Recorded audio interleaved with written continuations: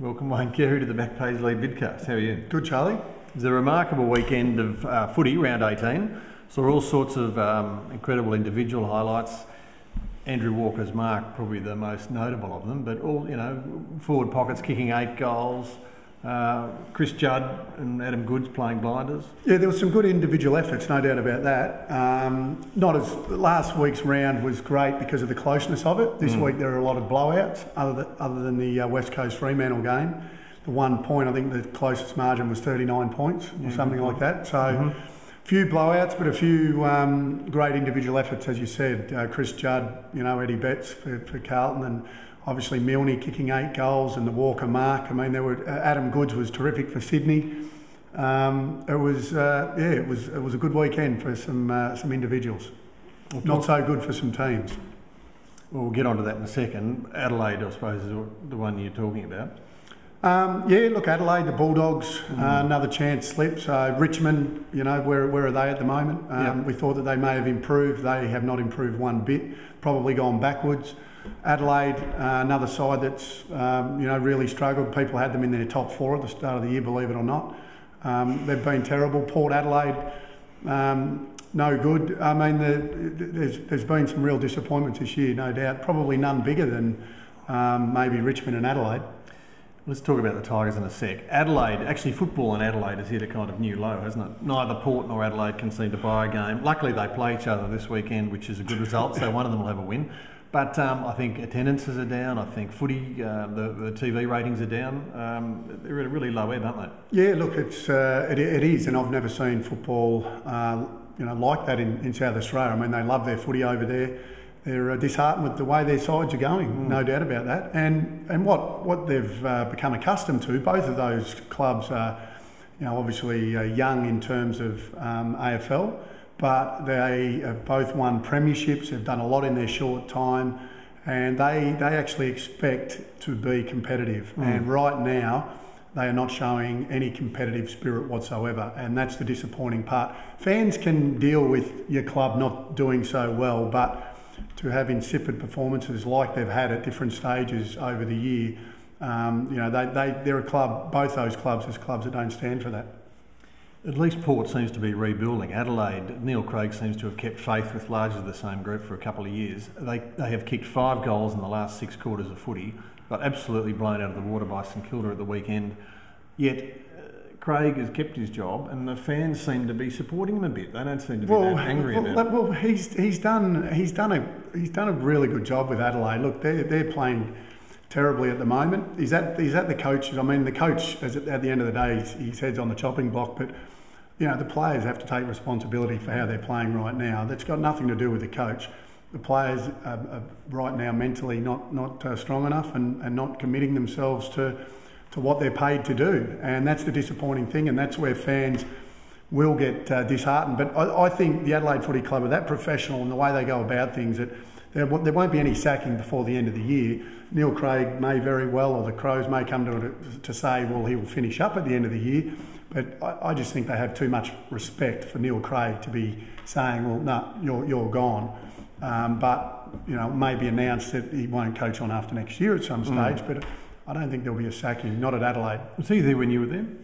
He was an assistant coach under Gary Ayres. And were you impressed by him? Yeah, look, very impressed by him. I think everyone's been impressed by Neil Craig and what he's done. He's a cool guy. He's articulate. I think he speaks fantastically well, and I think he's a very good coach. Right now, he's coaching a poor football side that are not giving him any spirit whatsoever.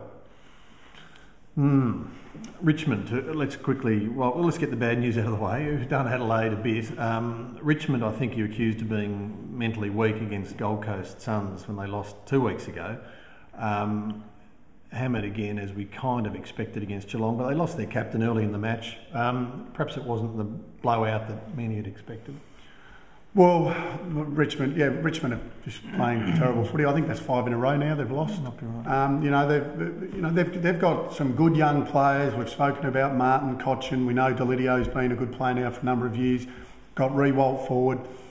They mentally, it's a mental game because the second half, and they sort of hung in there, and people said, well, how can you be so insipid in that first half?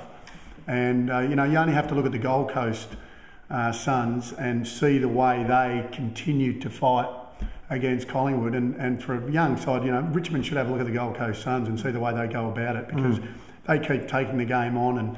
And, right now, if you were to say, who would you like to coach more out of Adelaide, Richmond and the Gold Coast Suns? Well, you'd be certainly saying the Gold Coast Suns.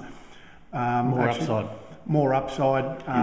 You throw Port Adelaide in the mix there as well. Richmond really need to keep another key defender. They need a ruckman. They probably need a forward, but they're struggling. Well, Damien Hardwick is a coach who seems to have built up this great well of goodwill and seems to be beyond criticism. Now, I'm not saying we should be criticising him, but where does that kind of reputation come from? He seems to have a reputation as a good coach, and yet probably any cool analysis would suggest we haven't really seen that. Well, you can't have a reputation of being a good coach until you've coached, and he hasn't coached for long enough for us to have that opinion. Coaches these days are psychologists. It's about team management, social workers, and social workers. I mean, it's a different role to what it was years ago about really sort of needling and berating in some ways to get the best out of your players. It's a completely different setup. I couldn't comment on how he coaches because we're not on the inner sanctum to know what he's like tactically or how he goes about it. But right now, his team is not playing good footy. Now, like I said, at the end of the day, the poor coaches have their head on the chopping block, and people will be talking about him, and that's the pressures of AFL footy. The good news stories. Andrew Walker's mark, Carlton v Essendon, was it the best you've seen? Oh, yeah, look, I still think Andrew Krakouer's this year was better than that. I think it was a pack mark, it was in the hands, he was just as high as Walker. Walker's was the one that, when you're out in the backyard with your little brother or your big brother, it's that perfect ride where one knee on the shoulder, sat right up. He actually got up that high. People are saying, why didn't he take it in his hands? Well, he actually took it more in his stomach than he did his chest because he was up so high. Krakouer's, for mine, got up as high, second lift, took it in the hands in a pack situation. Hence, I thought that's probably still a better mark, in my opinion. Probably Sean Smith's still maybe the best mark ever. Smithy was up that high as well. He took it sort of in front of his chest like that. It's a hard one. Look, it was a classic ride. It was a classic AFL mark, and Fender backing into you. Yeah, it was just a beautiful ride, and it was great to see. So you've not only not given it the mark of the best mark ever, you've not given it the mark of the season ever. Yeah, I still think Andrew Krakouer's is better. Fair enough.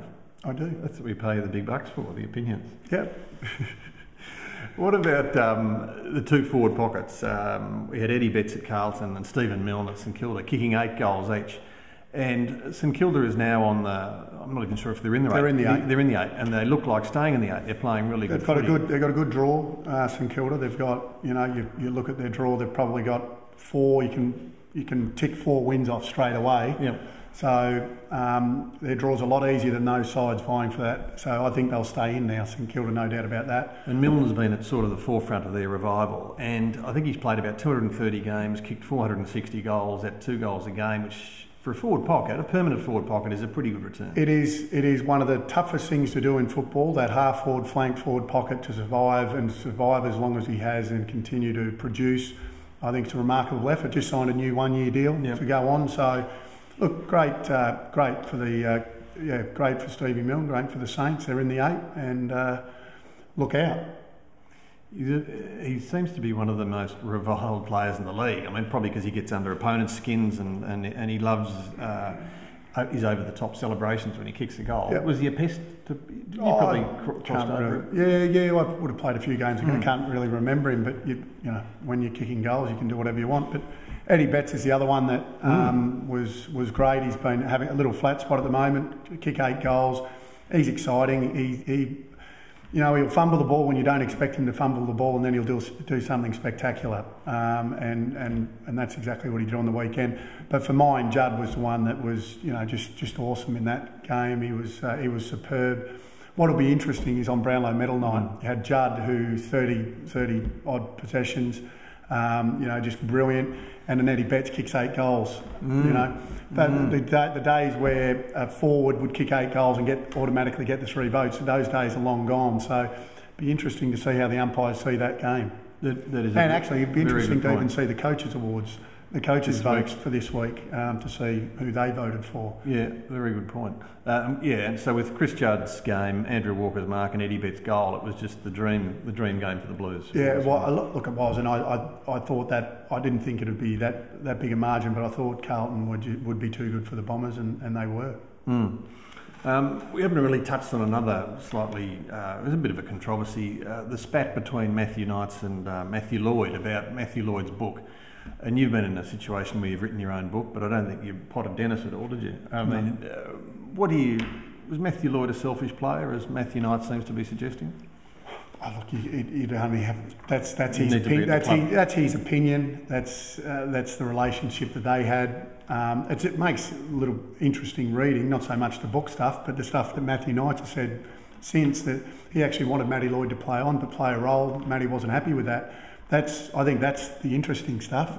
The other stuff, I think just from looking from the outside looking in, Matty was obviously very disappointed the fact that he finished his career in the way he did, and I think Matty, and from what Matty Knights is saying, is that he actually wanted him to play on, but under a different role, under the structures that he wanted to implement, and Lloydie didn't want that. So yeah, I think watch this space. I think there's probably more come out of it. I think Lloydie's been quite forthright in how he's gone about his commentary this year. So I dare say we may hear more out of this. I rate him as a commentator. I don't know what you think. I think he's very good. He's honest. Several times he's picked against Essendon when he's been called for his prediction before the game, which is probably a hard thing to do for a former Bomber champion. Do you like his commentary? I haven't listened to a lot of it, but I think he definitely calls a spade a shovel, and it's good. It is good. Let's look ahead to round 19 quickly. North get a Friday night game against the Blues. They're one and only one for the year, which seems a little bit odd, doesn't it? I know the club kind of pioneered Friday night footy. Pioneered Friday night footy. Melbourne has got 4 games this year, I think. Richmond 3. I think listening to James Brayshaw last week and having spoken to him a few times, when the Kangaroos start playing some good footy, which they are, they will get more Friday night games when they're playing in the top 8. And that'll be the case, and I think that's what the AFL has basically told the Kangaroos. Yeah, fair enough. A couple of other good games: Freo and Hawthorn in Perth, and Collingwood v Essendon on Sunday. You've said all along Bombers probably won't make the 8. I mean, after their defeat on the weekend and they play Collingwood, I mean it's a tall order for them to make it now, isn't it? Yeah, look, it's a huge game. The other one you just touched on that, the Fremantle-Hawthorn game's massive. Hawthorn to hang on to that top 4 position, but Fremantle have a really tough run. I think they get Sandilands back, so that'll help. But they have got a tough run home, Fremantle. They meet, I think, 4 sides that are above them. Right. So they beat Hawthorn in the finals last year. Yeah, so this will be it's a big game for Freo. It's a must win. Can they win? Of course they can. I think they've shown that they can match it with the best. And like I said, they've got the big fella back, so that's a big one. Collingwood will beat Essendon, obviously, and we have the showdown over in Adelaide. And at the moment, I don't think anyone cares, but it's another. Once again, it'll be another interesting round. It gives Port a chance to move off the bottom. It does. It also gives Adelaide a chance to show a little bit of grit, show the footy public that they're not as bad as what they're playing at the moment. Well, Carey, thanks again for your very provocative thoughts as always. We look forward to seeing you again next week. Thanks, Charlie.